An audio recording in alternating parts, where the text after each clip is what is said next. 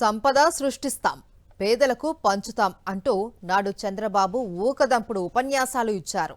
అధికారంలోకి వచ్చాక సంపద సృష్టించడం దేవుడి ఎరుకు. రాష్ట్రాన్ని అప్పుల పాలు చేస్తూ ఉన్నారు. మంగళవారం వస్తే చాలు అప్పుల కోసం హస్తనలో లైన్లో నిలబడుతూ ఉన్నారు. ఇందులో ట్విస్ట్ ఏంటంటే చేసిన అప్పులు దేనికి ఎంత ఖర్చు చేస్తున్నారో తెలియక ఆర్థిక నిపుణులు సైతం తలలు పట్టుకుంటున్నారు. ముఖ్యమంత్రి చంద్రబాబు రాష్ట్రాన్ని అప్పుల ఊబిలోకి నెట్టేయడంలో తన రికార్డులను తానే బద్దలు కొట్టారు. 2014-19 మధ్య 5 ఏళ్లు అధికారంలో ఉన్నప్పుడు 2,49,530 కోట్ల రూపాయలు అప్పు చేసిన ఆయన ఇప్పుడు 2 ఏళ్లు కూడా పూర్తవకుండానే ఆ రికార్డును అధిగమించారు.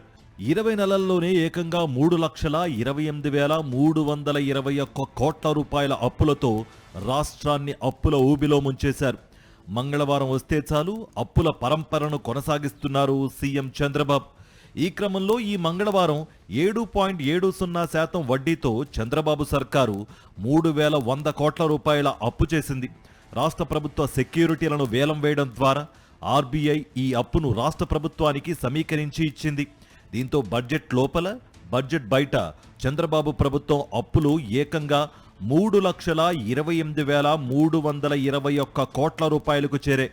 ఇందులో మంగళవారం చేసిన అప్పుతో కలిపి బడ్జెట్ అప్పులు 1,79,264 కోట్ల రూపాయలకు, బడ్జెట్ బయట అప్పులు 1,49,057 కోట్ల రూపాయలకు చేరాయి.